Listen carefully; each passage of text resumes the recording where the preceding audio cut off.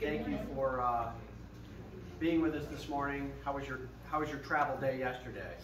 Right. Excellent. You got a good night's sleep? Ready for a long day? Yes. Going to be a good day, and I think we've given you okay weather. Last visit, our friends from Statesboro were here. I believe it poured on the very end of the walking tour, and nobody walked away dry. I'm Michael O'Connor. I'm mayor of the city of Frederick, and we're going to see if the technology works.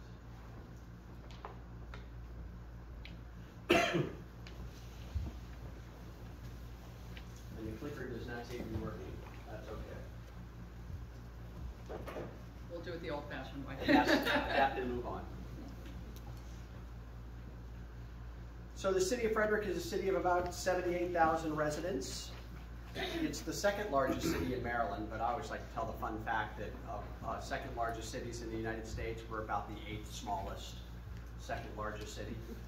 So we're not a big second largest city, not like San Diego or San Francisco, or whatever the second largest city in California is. We're a small second largest city, but we're proud of that designation because the largest city is the city of Baltimore, and a lot of times we like to think of them as really being more of a county. So we call ourselves sometimes the largest city in Maryland, not in Baltimore. We're home to about 3,700 businesses, about 56,000 jobs, 2 million visitors annually.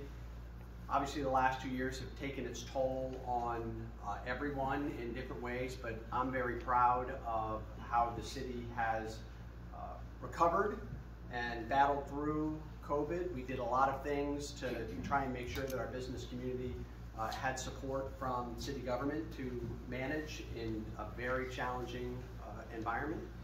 And I think the city has done quite well, and as you get out to walk today, you'll be able to see that we don't have a lot of empty storefronts in downtown. We don't have a lot of empty storefronts anywhere in town. Individuals struggled, families struggled, certainly people at the margin struggled, but in general, the city did quite well. We put up here some of our major institutions locally, all very important to us for a variety of reasons. That Fort Dietrich National Interagency Biodefense Campus is a federal installation that's been in operation for 70 years, started as Camp Dietrich in the early part of the 20th century. And it really created the magnet that drew a knowledge workforce to Frederick, scientists and researchers, the work that they did on biological weapons, offense and defense. We got out of the offensive part in the 1970s, but I mean, all that was a part of building up a reputation of this area and our proximity to Baltimore and Washington to really be an economic driver for us. We're also home to used to have an affiliated minor league baseball team, the Frederick Keys. Now they are a Major League Baseball draft league team. We're going to work with some funding that the state legislature has just approved, and hopefully get some upgrades to our stadium and see if we can't get affiliated minor league baseball back in the city of Frederick. Those are our elected officials. We just had an election this past November. I was elected mayor in 2017 and proud to be re-elected mayor in 2021. 4 of the 5 individuals on the Board of Aldermen were holdovers. The only new one is the one on the left, Katie Nash. Kelly Russell, Derek Shackelford, Donna Kazemchek, and Ben McShane were all re-elected to the Board of Aldermen. It's a great group of people to work with, and we're excited about what we're going to be able to do as a team over the next 4 years. This just sort of put Frederick in a little bit of perspective in the county. We're in the cleaner here does work, so maybe I wouldn't miss that. We're there. Over the years, the core of downtown Frederick is this historic district right here. That's sort of the historic old Frederick. We've obviously expanded our boundaries quite substantially over the last 200 and some odd years. 275 actually. We were supposed to celebrate our 275th anniversary in 2020, and then the pandemic hit and we couldn't really do it. But I did put on the table there There's 2 bowls. One bowl has pins in it, and one bowl has coins in it. Those are commemorative items from our 275th anniversary. And I invite you to take them when you go. Please help yourself to some swag from our 275th anniversary, which we were still able to talk about it a lot, but the ability to hold events and those sorts of things never really materialized because of the pandemic. We found a way to make it work. We love being on lists, so Frederick has made a lot of different lists over the years, which is really exciting for us. We use it to promote our downtown and the city as a whole, and it's a testament to a lot of things. You don't get on these lists because of what the mayor does. You get on this list because of what our business community does, what our nonprofit community does, what we do in all working collectively and identifying what kind of a community we want to be, and then working together across all sectors to try and achieve those visions.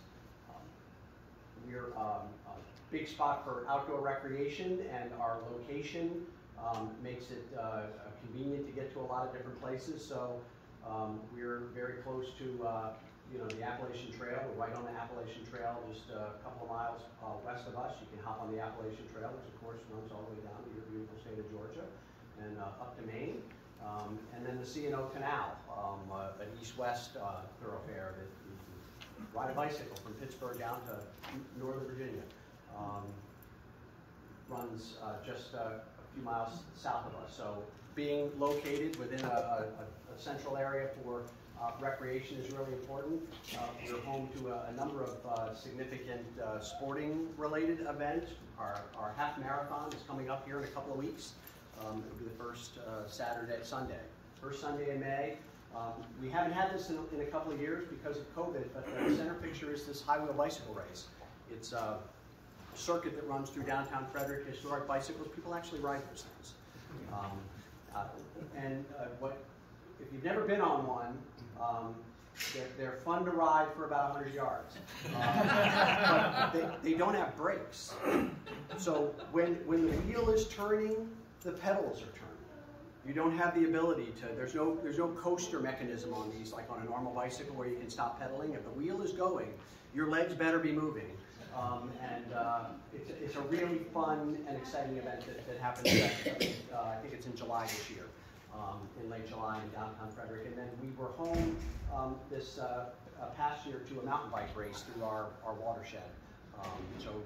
Not actually physically in the city of Frederick, but on land partly that the city owns. And our ability to sort of leverage the natural geography of our community, I think, really serves us well as a community. And so we call ourselves hip and historic, established in 1745. That's an aerial shot of our beautiful historic district, which you're going to get a chance as you walk today, as you're walking along the creek. We were talking about this area right here. As you go right through the center of our historic district. 60 years ago or so, when the city established the historic district, I think it was a watershed event for downtown because it's helped to preserve this beautiful architecture, which is really the goose that lays the golden egg for the city of Frederick, is to have this attraction. We've certainly grown around our edges, and new architecture and new structures have come in, but retaining and keeping intact that core historic downtown is what makes this community such a fantastic draw for visitors, and it's why people want to live here, and I think it's why businesses want to locate here. So it's all of these things working in partnership with each other that makes the community what it is. And just a little bit about our downtown. So we gave you some of the big pictures of the city as a whole, but it's a vibrant and critical commercial core for a vibrant downtown. I think drives the city, and the city drives the county, and I'll argue that in many ways our county then can drive the state because we're attractive for a whole variety of reasons. We have great schools. We're not the least expensive place to live in Maryland, but we're not the most expensive place to live either. And the project that you're talking about, similar to the project that we did, was transformative for our downtown, which you'll hear a little bit more about later.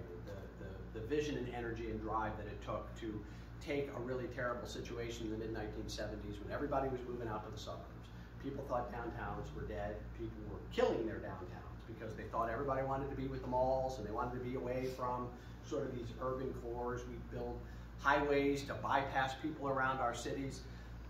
The leadership of the city at the time made an investment in the downtown. They said, we're not giving up. We're not convinced that the downtown needs to go away to be successful and to be vibrant. And the investment that they made in the Creek project in the floods of the mid-1970s to say we're not going to abandon our downtown. That reinvestment, I think, here 50 years later, has really paid dividends and has shown that it's right. It's right to make an investment in your downtown. You will never be wrong if you make an investment in your downtown. And so with that, I'm going to turn the slide deck over to Mark and our Director of Public Works, Zach Kirshner, to talk a little bit about the transformation that took place along the 1.3 miles of Carroll Creek. Thank you all. I look forward to joining you later for lunch, and I will be with you for dinner as well. And thank you again for your interest. Thank you very much, Mayor. And I have to go to work now. Good morning, Statesboro. How are you? Good morning. Thanks for traveling up here. So, as the mayor mentioned, my name is Mark Diacampo. I work in the office of the mayor. I'm an architect and a planner. I've been associated with the city for a long time. Had a little bit of hand with the Carroll Creek project and some of the architecture and urban design related with it. We're joined here with Zach Kirshner. He's our Director of Public Works. And Zach could go and answer a lot of the more engineering technical questions with regards to the creek. But I just want to go and start off with how the mayor was saying kind of the back of house, back in the 17 and 1800s, how this kind of sewer system, cesspool, where people used to go and dump their waste into there, where they used to go and have tanneries along the creek side that would go and put their material into the creek, and just kind of used it as almost a bit of a garbage dump for a while. And then you get into the 20th century, and it just kind of became this forgotten aisle of water that went through the middle of downtown. How can you go and take something like this and turn it into a true transformative project that then catalyzed downtown into the vibrant, historic downtown city of Frederick that we have today? So this is actually a shot of what it used to look like back in the 1970s. And the Carroll Creek is part of what we call the Monocacy watershed that ultimately becomes part of the Potomac River watershed. The areas this is the Monocacy River that flows into the Potomac. Carroll Creek, the flood control area in downtown, is right here in the center, and then the waters to the west kind of take the flow from the water of the areas that were developed outside of the city during the suburbanization of the city. And so, unfortunately, in 1972 and again in 1976, we had terrific floods that came through. It flooded out large portions of the city, right adjacent to the creek, pretty much destroyed many of the buildings that were directly adjacent to the creek. But it flooded out a lot of our businesses, a lot of our commerce there, and then started kind of the degradation of the city through the 70s. And through, again, very visionary leadership of the city at the time, they said, look, let's not go and give up on our downtown. How can we go and take this lemon and turn it into fantastic lemonade? Some of the things that they wanted to ensure is to go and make sure that we had effective flood control. That was first and foremost. But then, and also make sure that we protected health and safety. But again, this went right through the middle of our downtown and right through the middle of our historic district. So how do we go and do a project such that we uphold and preserve the historic resources of downtown? The aesthetics of what we were to do as a solution were extraordinarily important. The environmental protection, and then also how can this become the economic driver for infill development and adaptive reuse to then bring forward life and vitality to downtown. So some of the options that were proposed back in the 70s was, all right, well, we have a flood area that seems to be chronic. Let's just go ahead and clear out that part of downtown. Now we're not going to go and develop on there anymore. We're not going to go restore it. We're just going to go and clean it out, and let's not have anything get destroyed anymore. Well, that would be a very large swath right through the middle of downtown that would just be laid fallow. So that was rejected. That was option number 1. Option number 2, well, let's go and look at, Los Angeles and the Los Angeles River. Turned it into a great concrete cavern, a great concrete rift through the middle of town, and turned it into a concrete flume. And then that, going back to aesthetics and how this would go and fit into the historic fabric, that was not acceptable either. Option 3, albeit a little more expensive, was how can we go and take a engineering solution and make it an asset to downtown. So in this instance, there are 4 conduits that run underground through the middle of downtown. They're the size that you could go and drive a bus or a Mack truck through.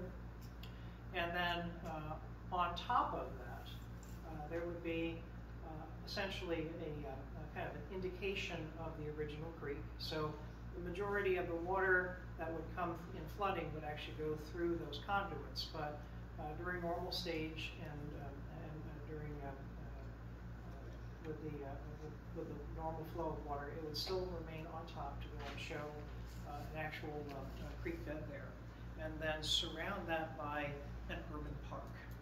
And that urban park would then become the asset, the amenity to the areas that surround the creek, and increase the value of those properties, increase the potential for those properties that are adjacent to the creek for redevelopment. This is a photograph back in the 1990s when they started to go and construct those 4 conduits. And just by the way, if you have any questions, and specifically if you have any technical questions, please feel free to stop.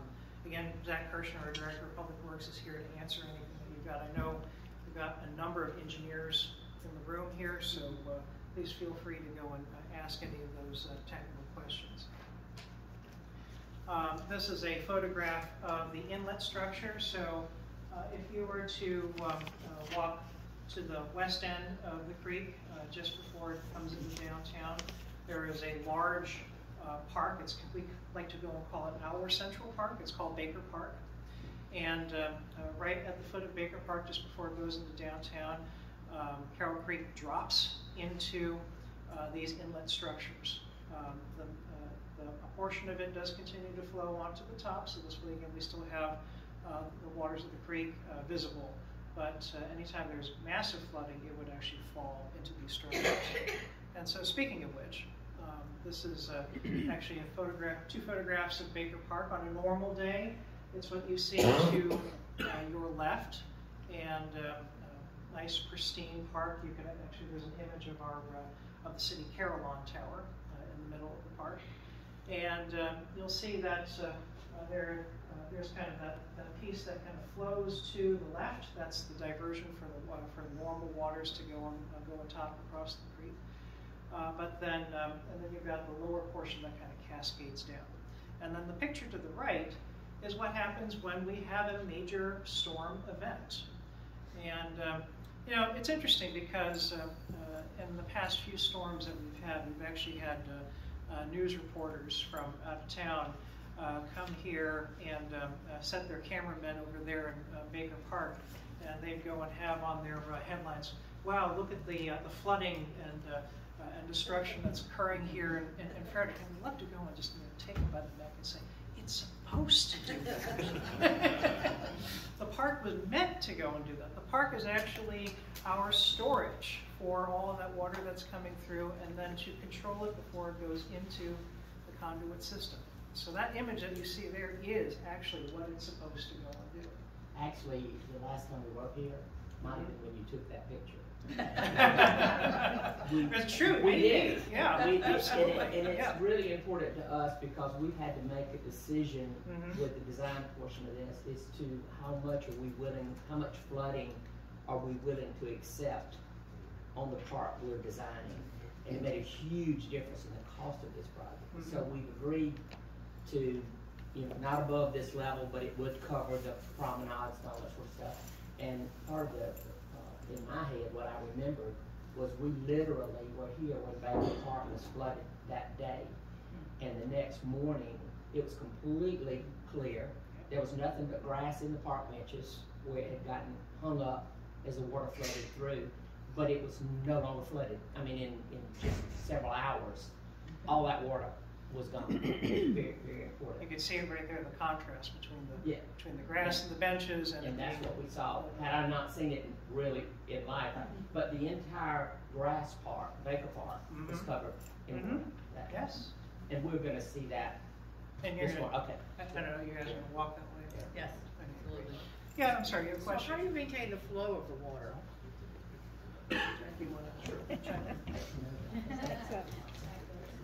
So the question was, how do you maintain the flow of the water in the center channel through town? So an earlier photo or two that showed the intakes in Baker Park.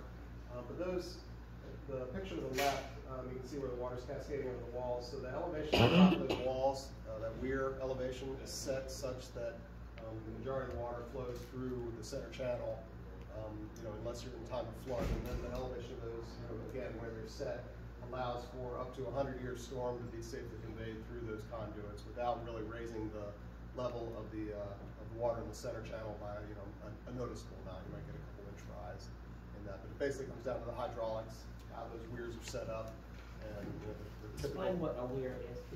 Sure. So, a weir is basically a surface that the water cascades over, and so you use calculations to figure out how much water will go over a weir depending on how wide it is and what elevation it's set at. So knowing the typical flow of Carroll Creek when it's not in a flood stage, the elevation of those weirs were calculated and set such that it would continue to push that water through downtown. Now the center channel that you see through downtown sits at a very, very, very flat slope. I mean, almost 0%, about as flat as you can get without it flowing backwards. And that's because when the project was constructed, what you see at the bottom of those culverts today was pretty close to where the bottom of the creek channel was. So we had to actually raise that creek channel, which meant that we were raising the slope of Carroll Creek through downtown. So one of the problems that poses is you have very, very little flow in dry periods. It stays full of water, but it's just really not moving much. And that caused us problems such as algae growth and other problems, which have been addressed through other projects. We'll talk about it as we get further into this. But it's one of the potential impacts of setting a stream at such a flat slope is that you're not going to quite get the flow that you would expect.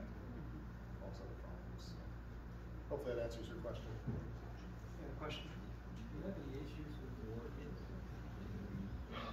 During construction, yeah, I mean, I wasn't here in 1990 when they constructed it, but they had to use extensive pumping because the elevation of the stream again was close to, actually it was maybe slightly above the bottom of that, so actually a little deeper than the bottom of the stream. But at the end of the project, they had to meet the existing grade at the bottom of the stream again, so it basically connected the dots from one end to the other.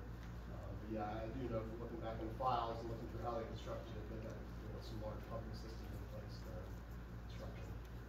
A lot of the conduits I believe were brought in as box conduit pieces on trucks, so they're not prefab, dropped in place. just for clarification for our group, and I'm not sure if Toby knows this because he's new to the project. Dan was involved in the first project. Do you remember what the fall was from the beginning of our project to outlet? I remember a number, but I don't want to give it out wrong. I think the existing changed 45 feet. I was thinking 5 or 6 feet actually from College Street, which is South College, which is where the project starts, to Zetterauer. You said this is almost flat, and we're about five feet or more. So we've got a considerably more of a drop, but we don't have the culverts under the creek. Okay. Ours is going to all be handled on top of the ground through management. Yeah, I was looking at about 3 because we have a weir at the end.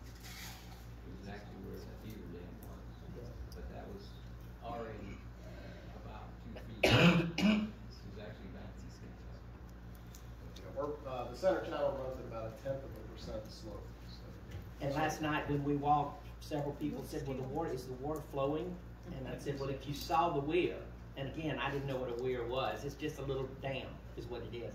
If you saw it, you can see that it goes over it, but when you're looking at it on the surface of water, you can't. Now, that may be a bit different for us. I don't know because we've got more drop. But anyway. It'd still be slow moving. Yeah. We want it kind of to be. If it can be. Moving too fast might be not such a great Right. thing. We just need to deal with the issues of water quality. Yeah. Yes. And I don't mean to interrupt, but I want to relate what you're telling us to what they need to understand and how that's different. Because we're going to, now that we've changed all this, we originally started off with a 25-acre lake that was going to manage the hold the stormwater and release it. That $40 million part of the project turned out not to be as important to us as the project itself. So we no longer have that.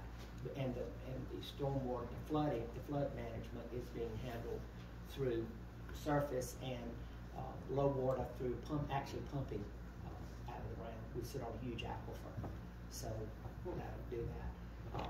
But it's just a different way to handle it. I just didn't want everybody to think we were going in with this, airline runway first with that. And we're lucky that we don't have that significant problem. You guys were very transformational in. We have flooding, but not that. We have a stormwater problem in Statesboro, but nothing to the amount of what you guys had, fortunately. Yes. Thank you. Thank you. So again, this is, actually, I think this is the photograph from July 2019. That's why we're here. When you guys were here. Told you. That's right. I told them I thought we were so wet. I mean, including the mayor. We were so, I've never been that wet in my life. Phyllis that had to take her shoes off and throw them in the trash. But I followed one of the guys into the bathroom. We were trying to get under the dryer to dry, and he just took his shoe off and poured the water out of his shoes into the mud. That's how wet we were. Didn't matter. Everybody was. It was good, but it was July when we were here. Yep. Well, here we are 3 years later. 2 years, 3 years later. But it was really impressive to see how it worked, and it really worked. Well, actually, and so in terms of how it works, here again, to the left, so downtown's in the middle, and then to the left of downtown, you can kind of see that green indication over there to the left of downtown, and then all that blue and light blue there, that's Baker Park. And so you could tell that this is the 100-year FEMA flood map. You could see it's designed such that Baker Park would be, for the most part, underwater if we had a massive flood situation. And it was. And How big is Baker Park? Oh, Surface-wise? I don't know off the top of my head. Again, it's just a guess. 5, 6, 7. Oh, it's that big. Yeah, it's huge. Yeah. Maybe even more than that. What was the number? I'm sorry. It's gotta be in the hundreds. I would think it's gotta be in the hundreds of acres. I could Right. And you'll see berms around the backside of it that turns it into a lake when it floods. It just holds all the water until it slowly, not slowly, but. And we actually, put very nice stairs up and over those berms. We've integrated it into the park, so your typical passerby would never even know why those berms were there. It turns it into a reservoir. And it turns it into a reservoir. Yes. Now, Baker Park was always there. Baker Park was Yeah. there. It was built back in the turn of the century. But in a sense, actually, it was a good coincidence, because then we could hold the floodwaters in the park and not destroy any surrounding houses, or at least minimize it. So, and then the water comes through downtown safely, which is then that thin green line is Carroll Creek Park, which you guys will be walking through today. It sounds like you guys did a little bit of walking last night. And then on the right side, to the east side of town, that's where Carroll Creek comes out of the conduits and continues on its normal course out of downtown. And then you can see the kind of the 100-year flood maps to the right of that. But so effectively, what this project did was it removed the 100-year floodplain map designation from downtown, and hence we are able to continue to develop. That's exactly what we That's do. huge, right? Yes. We have in town, we have about 40 or 50 acres that's in the floodplain, and all that will be mitigated. So it'll open it up for development and that sort of stuff. So what have we done with this amenity? So it is multi-purpose. It truly is an urban park, complete with pedestrian ways, bicycle ways. We have the MARC train station, our transportation center that is almost at about the center of the park, which has the MARC commuter train to Washington, D.C., a commuter bus that goes to both Washington, D.C. and Montgomery County. We have our local county transit system that makes that is their main hub stop, as well as Greyhound that services both Baltimore and Points West. So it is it does pull in that transportation component, major recreation component. We try to activate this, and this is something that's very important, activating it with arts, with music, and then of course we have our library that is directly adjacent to the park, bringing in mixed use, residential, retail, office. Very important for there to be a mix of uses there, which ultimately, of course, increases our tax base and also provides jobs to the area. So again, this is a long range project. So you can see the original master plan that was done back in 1991. Then in 2003, when we started building more of the park amenities. So in the 90s, they built the flood control system, but then in the 2000s up to now, we actually started constructing the park amenities. Of course, the plans change over time, and I'm sure your plans will go and metamorphosize over the years. But by and large, the tenets of the plan stayed intact. So Richard Griffin, who unfortunately was not able to be here, our Director of Economic Development, he always likes to say, it's a marathon, it's not a sprint. This takes, as of now, this is 46 years in the making, since 76 to now. 6 different city administrations. Again, it is a flood control system, but beyond just flood control, it created opportunities for mixed-use development that then made our downtown, historic downtown, vibrant. And again, here's a bit of the timeline and cost. So the flood was 76. You get into the 80s, they started doing the designing and permitting for it. In 88 through 92, they invested $60 million into putting in those large conduits. In 94, the conduits actually stayed exposed for a good long while. They did do some passive park improvements in the mid-90s. It wasn't until 2006 where we started investing $11 million and then again $16 million in 2016 to go and create the park, the urban park that you see there today. And it continues on. There's still another piece of it that still needs to happen. But again, all of these things were a catalyst for those redevelopments along the creek. The flood did go and take out a bunch of of blocks on either side of the creek. Those blocks now can be redeveloped since there is no flood mapping on that anymore. So this is kind of the city own all of the property, or did what?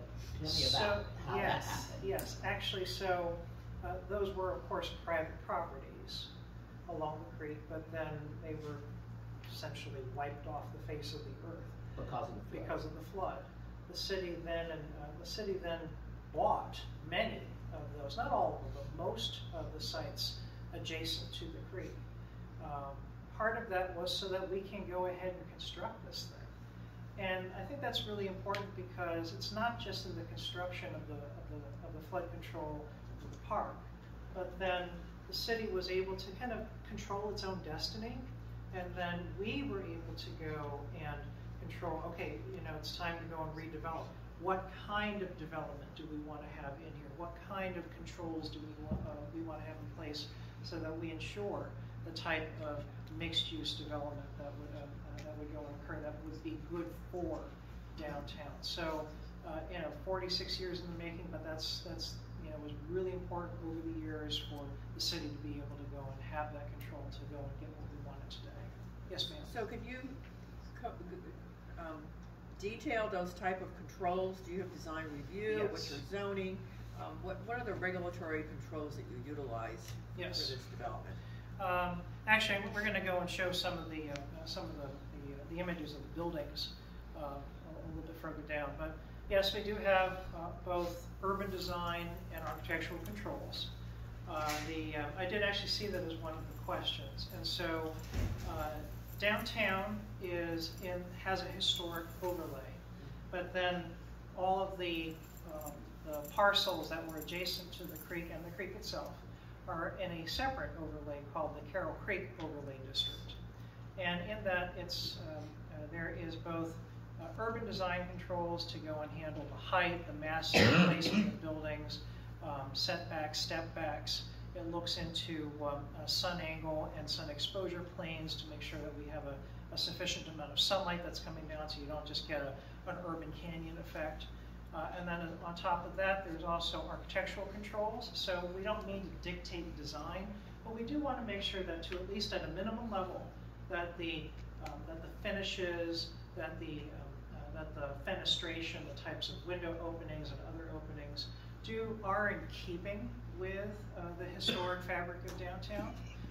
So again, we're not trying to dictate the full design, but we do want to have some level of context to this. And those controls are they're reviewed by our city planning department and by staff, and then they go forward to the planning commission, and the planning commission, on top of just their normal planning and zoning review, also do the urban design and architecture, with the exception of the areas that are within the historic district overlay. So the commission is both in the historic district and outside of the historic district. It's larger than the historic district in terms of length.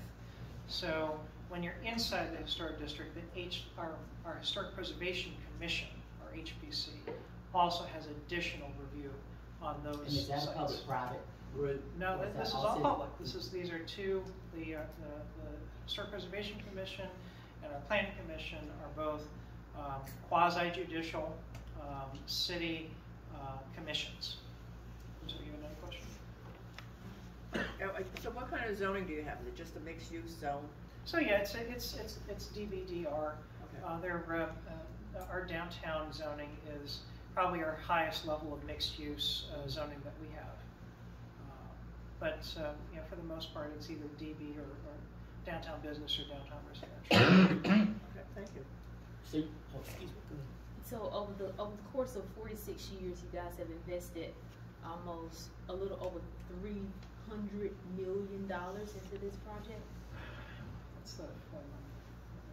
I'm not sure if that's the... I know. Richard usually likes to say it's $70 million. Just 70. Okay. But so it's probably $70 the million prior in city slide. funds. Yeah. Oh, okay. So the prior slide, what was that when it was just giving the breakdown? Yeah.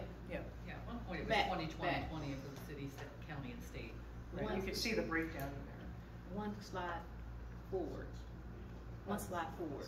What's that relative to the tax rate? Yeah. No, that's not. We have some of that information on these coming slides. Yeah, 'cause But it may seem let- like a big let number, me but out. relative to what the tax base is, it would be, normalized to the, Absolutely. The one thing we have to adjust to is to remember that the most expensive part of their project is a part we're not doing. the culvert. All those culverts that went underground and took 15 years to put in, we're not doing any of that. Okay. If you pick it up, go back to the best way to compare it, the best way to compare it is to go to phase 1 at the top in 2006. From there to the right would be the most likely comparison for what we're doing at about 27 million probably, because all of ours is on top of the Okay. ground. Gotcha. Does that make sense? Because that's a really good question. Yeah, I was looking at the progress to date slide, so that's where I was getting my calculations from. Obviously, it was not right there. But the 60 million that y'all paid for the culverts and all that flood control is not, we're starting at 2006 with ours.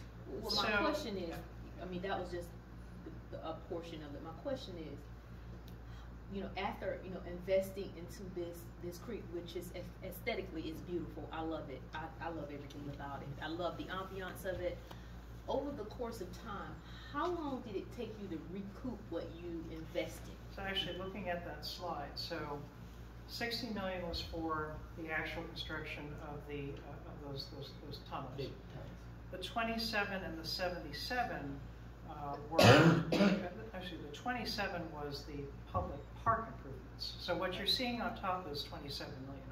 Okay. And then there was 77 million to date are all the private investments. So we kind of, that number there is calculating all of the buildings, all the redevelopment that's occurred on either side of the creek. So that's all private That's other money. people's money. That's other people's money. That's actually tax protection. that's tax. That's land tax That's protection. not us. That's Okay, that's yeah, everybody I was else. like, And then also Thank you for too, asking. yeah, that's great clarification. And then we're also then projecting out, because there are still many sites that are still yet to be developed. So we're projecting out another $150 million worth of private investment that could continue to come. And you've also extended the length of the creek. Yes. At least multiple times, once or multiple So times. actually, in this slide Okay, here, let's let and you go. no. These are really good questions and great for clarifying that. So yeah, the actual park you see there is 27 million. Okay. But phase 1 of the park construction. So the conduit came in first. That was done during the 90s, but then in the 2000s we actually did the park itself. And so the first phase was that center section that's in blue, and that was done in 2006. And then the areas that are in red, either side of that, was phase 2. Was phase 2, and that was done in 2016. And then there's one little piece that's left that's on the far eastern end. That would be phase 3, and that portion is going to be, it's not going to be as extensive a park. It's much more passive type park, and that's going to be done when the developers of the properties on either side, they're going to go and make the investment to that piece. So it'll be private investment for to build more park. To build more For the park. public. Exactly. As part of the regulatory process. Just for a point of reference, Jason, where are you? Isn't the estimate on the engineering side about 27 million on ours? Isn't that what it came? But that included replacing 2 major bridges. So to put it in perspective for what we're looking at, I think it's about, isn't that, Keely, do you remember?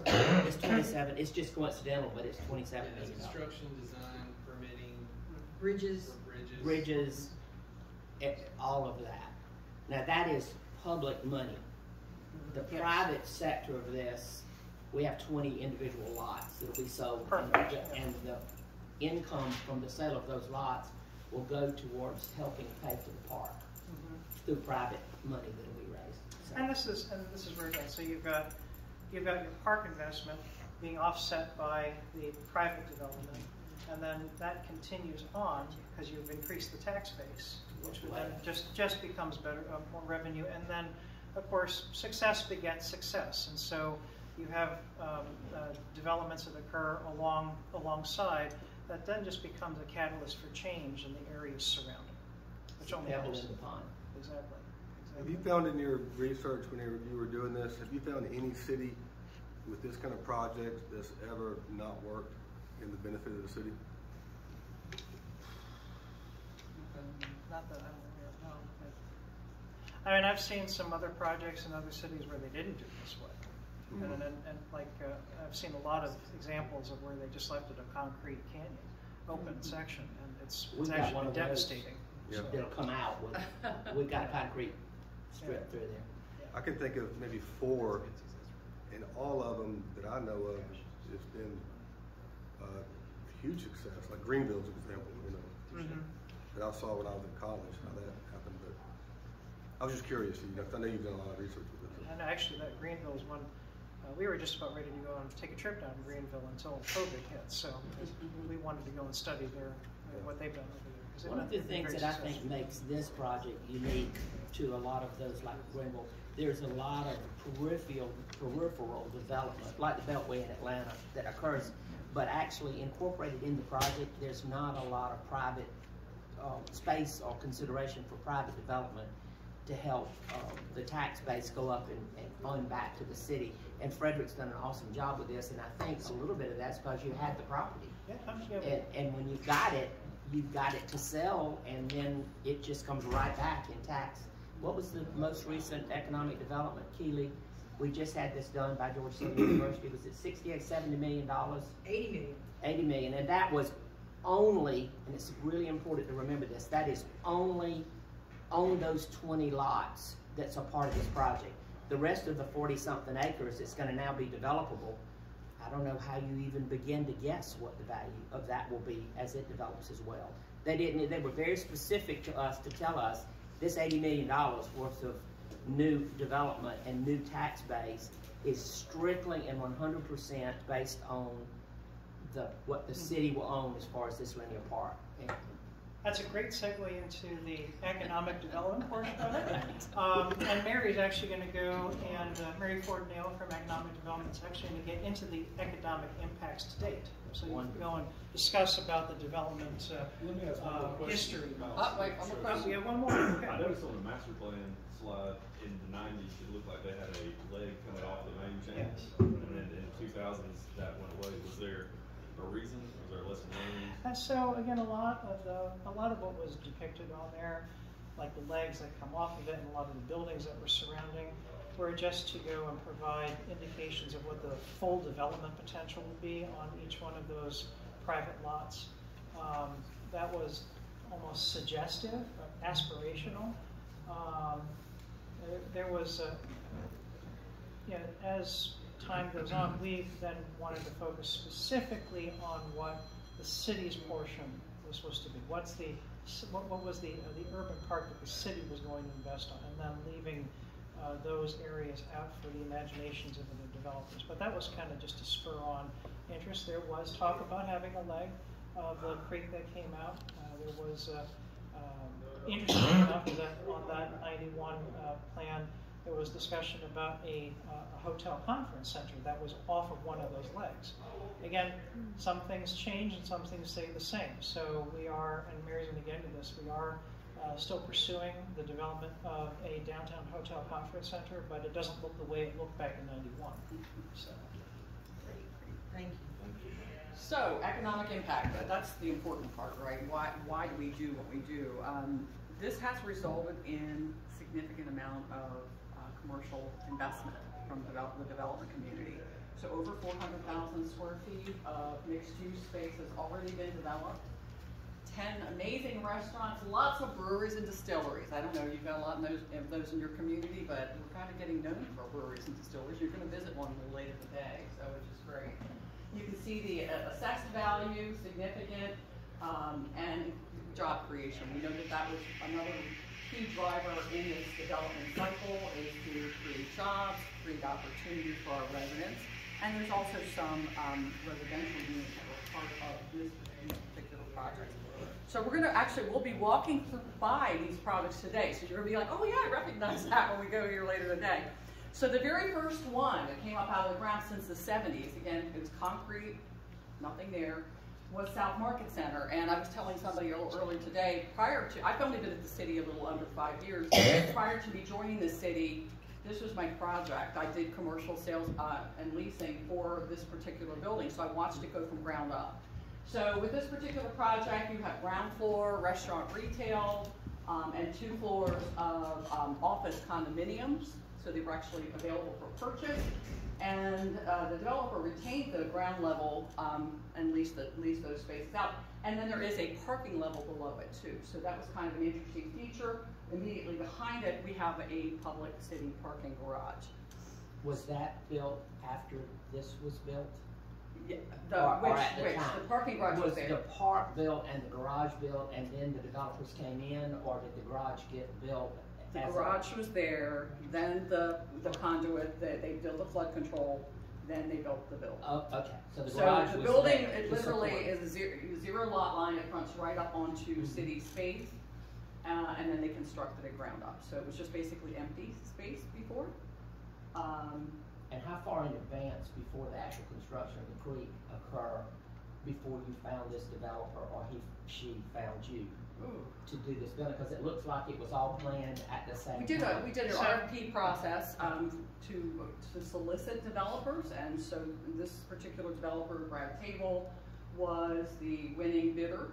He actually bid on this particular project as well as the one, and then he flipped out of the one across the creek, which we'll go on that one next. So this is the very first one that started, which was South Market Center. And then immediately across the creek is Maxwell Place. And it's a residential condominium project, some integral parking. You know, I think one of the things that we kind of learned from this particular project, again, it achieved record high sales and leasing rates on both sides of the creek when this was going in. The economy was doing wonderfully. But this particular piece, I would say to you, one of the things I think lessons learned is that we wish we would have probably reserved some more ground floor retail, because it would further activate the creek and draw people back in and down the creek. It's not that we don't have people going up and down both sides of the creek, but we think that that would be something that we probably would have, in hindsight, maybe, changed.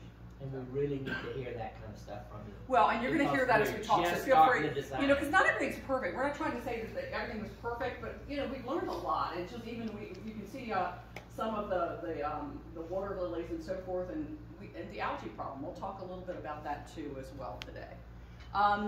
Another large project. This has kind of hit all the buckets. It had ground floor restaurant, retail, multi-level office condominiums for lease, and then the top floor residential condominiums. So really cool project. Creekside Plaza has some outdoor dining and everything opportunities too as well. So again, and this particular one has a sky bridge that goes over to a parking garage that we have immediately to the rear of the property.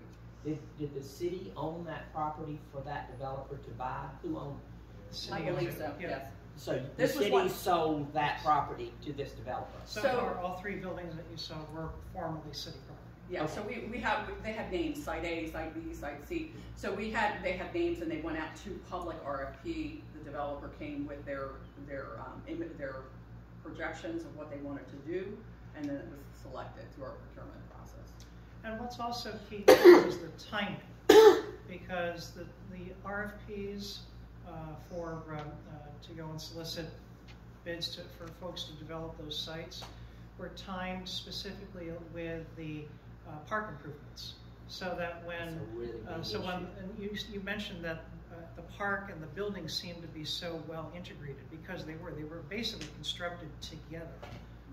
Timing's key. So when one was finished exterior wise, the other was finished. Yeah. And we're real concerned about having a bunch of contractor cranes and all that going on both sides after we say the park is open. And your first impression is so important.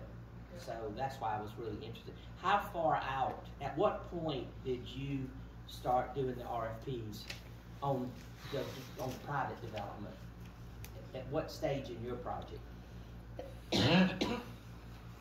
How about we get that back? I don't want to guess. Okay. I don't want to guess. Information. It's been a long time ago, so but it's really probably important. A couple of years prior to the improvements. We're just starting the design, and I'm concerned. Sorry, I thought I had it. That's okay. We're just starting the design portion of the actual park part, And it seems as though pretty soon we need to be looking at, to give these people time to do the response and then win the bid and start their planning so they can be ready to do construct. Was this construction done at the same time the park was being done? So just to kind of give, so I was here for a portion of this, and just to give you some perspective, the consultant who was designing the park was in their final stages of park design, of full design, getting construction documents ready, when those 3 buildings that you saw were getting their final site plan approved by the planning commission. So if you get a sense of the back timing, that up with their design piece Right. as well. So right. Was there anything, this may be a later question today, but I'm going to throw it out and you can get back to us later. Was there anything that the city did in particular that helped encourage these developers to want to bid on the private portion of that? I mean, was there anything from a marketing standpoint or of numbers or anything that would help these developers think this is a good thing, I need to be involved in before the park's built? Now when the park's built, it's easy to see. We had great design materials that were distributed that people could see, and they could see the renderings from all pieces and all phases. And so I think that helped sell what was going to happen here. So not only did we already know that we had the flood control piece under control, but then we now had a future vision of what that was going to look like from the parks and the amphitheater and all of the fountain things. So yeah, you mentioned you saw the 1991 plan. Again, that was material that was continued to be circulated out to the private sector. Hey, come here because we could do this. So again, just trying to get closer to your question about timing. If the park designers were pretty much at their 75–80% design level, and the private developers were at final site plan, which means generally speaking they were probably at that 30%, maybe 60% design level on their side. That gives you kind of this timing idea. Did you have a good response to the RFQ? Do you remember? I think it was pretty competitive from what I remember, and that's back from my commercial real estate days. I thought we had numerous proposals to review. So it wasn't just like there was one player in town that said they were interested in the sites. And you've always had significant interest. In fact, we have, periodically, we still have some sites, and we've had some interest from the development community. They'll come forth and say, hey, we're interested, we want to put a proposal in. But we have to decide what we want to do with that site. And I know, for example, there's one site that we want to maybe have a plan that has public restrooms as part of the plan. Yeah. So in order for us to move forward and say we're going to put that officially out for RFP, then we need to know what we want as a city first. Do y'all have any of the original RFP documents that went out to developers? Probably, yeah. I'm sure Richard's I'm just got jotting a couple yeah. notes. I mean, we'll try to get you as much information as we can. So Richard Griffin was actually kind of project manager for phase 1 and phase 2, so he's got all this. We miss Richard today, but we understand. Yeah, and so Richard, unfortunately, his mom was recently hospitalized, so he's in North Carolina working remotely. You get me. So we're going to move on to the other parts. We can kind of get through this. We talked about the fact we had some buildings that were able to still be repurposed, and this is a great example of a really super adaptive reuse project. It was Union Knitting Mills. At one point, it was an old pantyhose factory, if you want to think about it that way, and basically totally not very attractive, not underutilized. And you can see the concrete kind of concourses from what the flood control project looked like initially. It was, and it was so just concrete, right? And then now it is just this amazing project that is a mix of, we've got some tech companies in there, we've got 2 breweries. In fact, one of the breweries is getting ready. One brewery already did an expansion, another brewery is getting ready to do another expansion. We just had a ribbon cutting last week for Union Mills, Union Public House, and that's going to be an event space. It's an event space with a cidery, partnering with one of our other businesses, McCutcheon's, which is right there near the creek. So we see a lot of collaborative type of projects coming up out of this particular project, and very, very successful, and you'll get to see this because one of the spaces we're going to visit is, if you look at the lower right image, where you see the outdoor dining area, that's Idiom Brewery next to Steinhardt, and we're going to actually stop by there later today. So this is probably a pivotal project. We've heard time and time for decades that our business community, our residents, and so forth are very, very supportive of seeing this downtown hotel project and conference center come to fruition. It has taken, it is the marathon.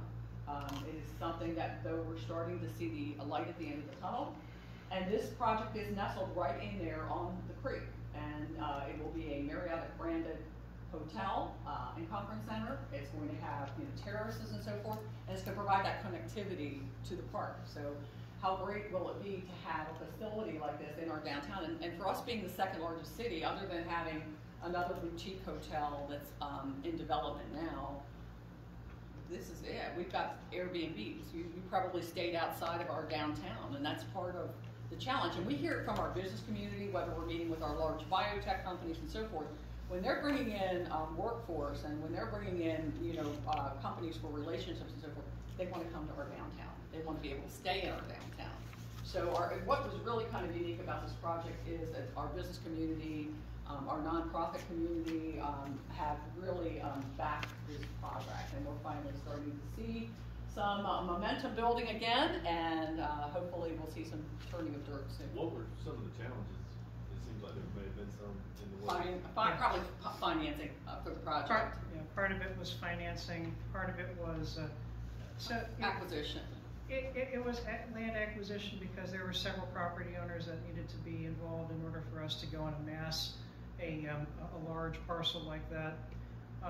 And also too, it just comes down to the financing, because most financiers will go and say that, okay, it's easy to go and do a greenfield site hotel and conference center.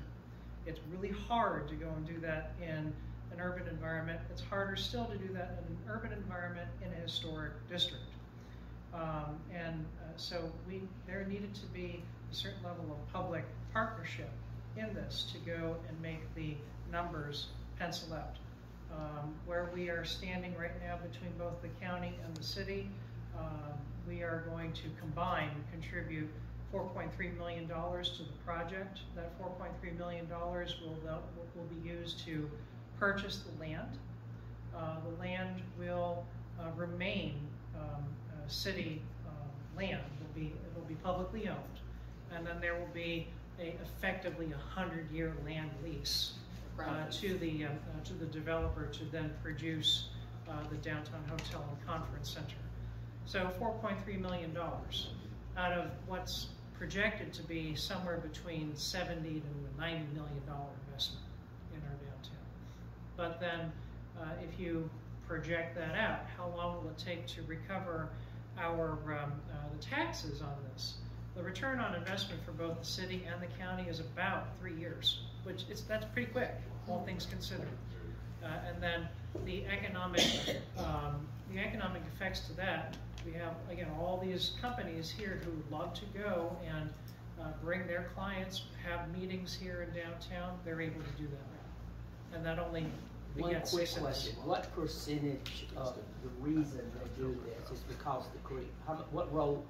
What percentage did the creek play, you think? A very, very large piece So of it. it might not have happened where it's happening had it not been connected to the creek. Correct. And also, too, we have several development sites on the east end of the creek that are waiting for this to happen. So the creek was good. They're all waiting for the development potential to be even better, and so they're holding out until this thing gets built. So this is one of those another transformative project. But the creek is still a catalyst for all absolutely, of this.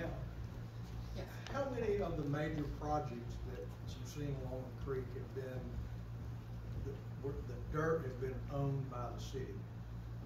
Did you sell that dirt, or y'all still own it? Like you said, the lease, or did y'all sell all that? So in the case of the 3 other buildings, we sold them. We sold them. There are still a few more sites that we still own.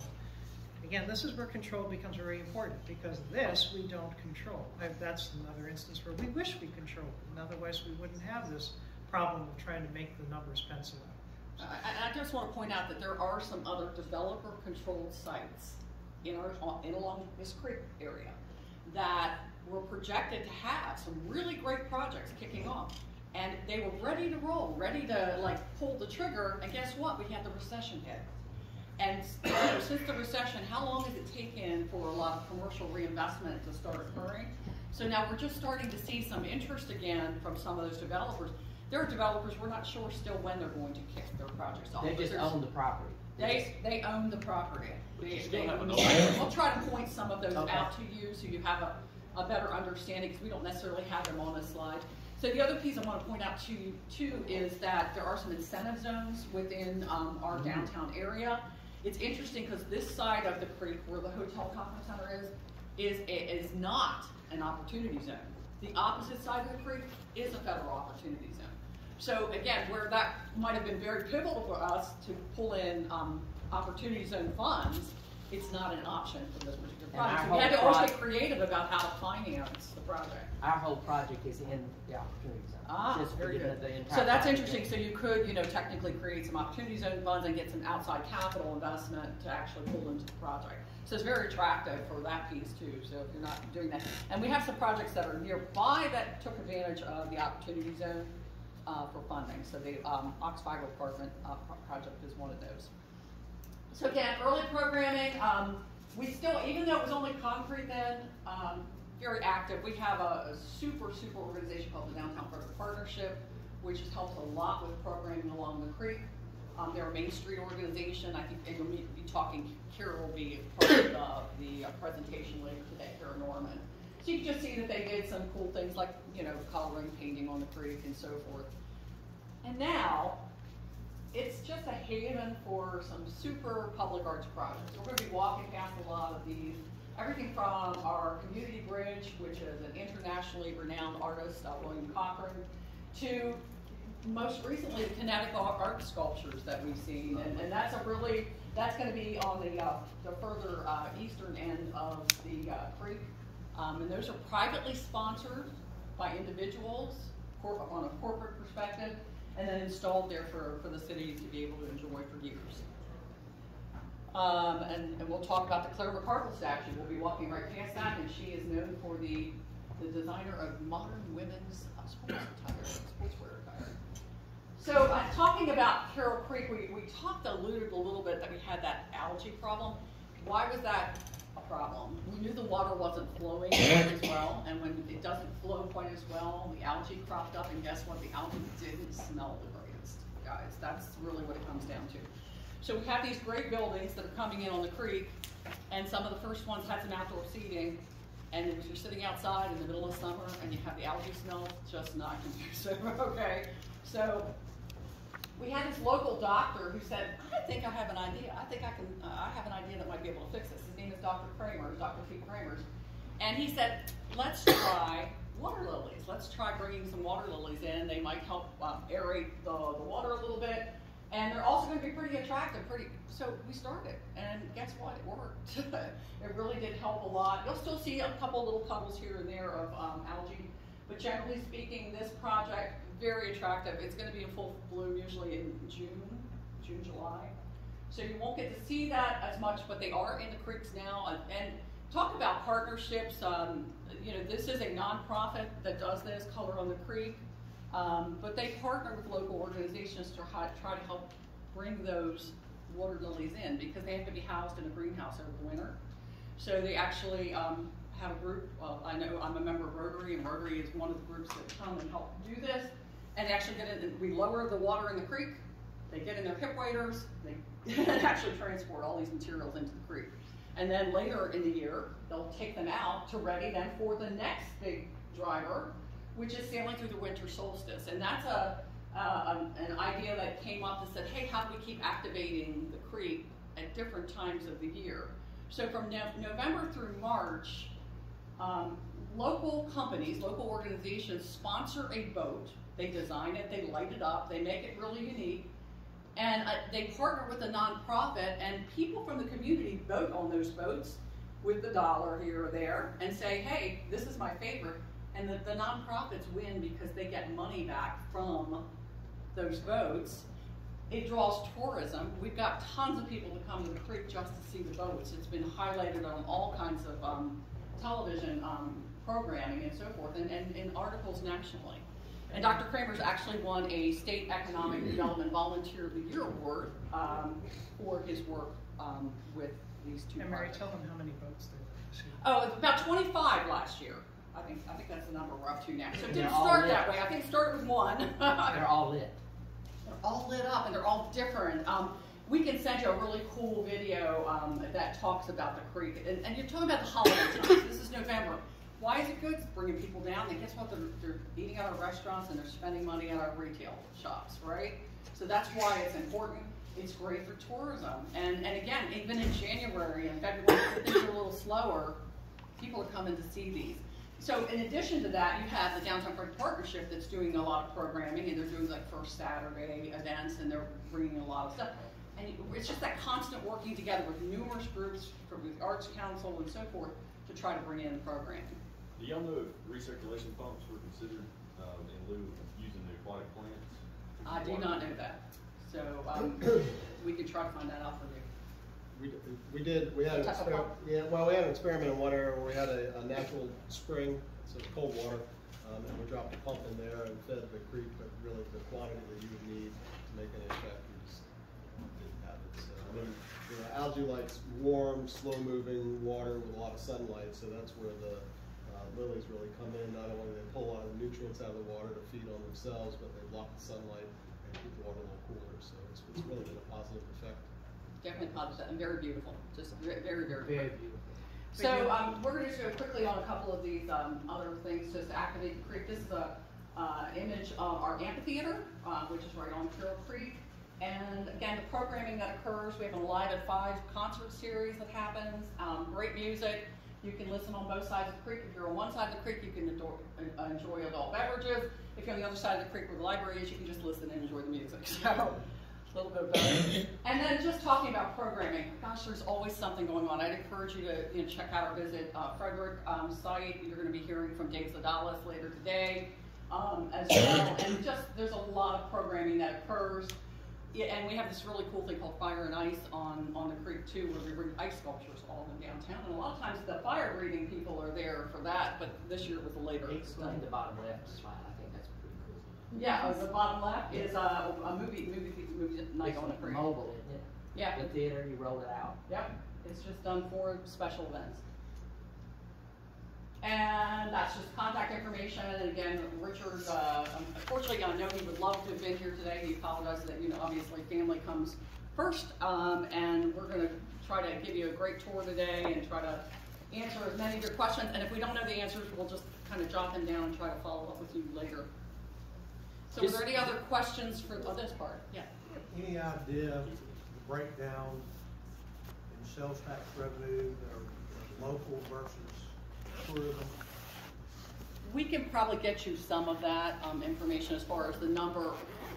We talked about geofencing some of that data. I don't know that we have all of that right now at our fingertips. I know we've talked about collaboratively pulling together as partner, all of our partner organizations to try to get that, because there's so much cell data now that's available that you could really kind of pinpoint. So I would tell you, you can. There are definitely some groups out there that do it. It's very expensive.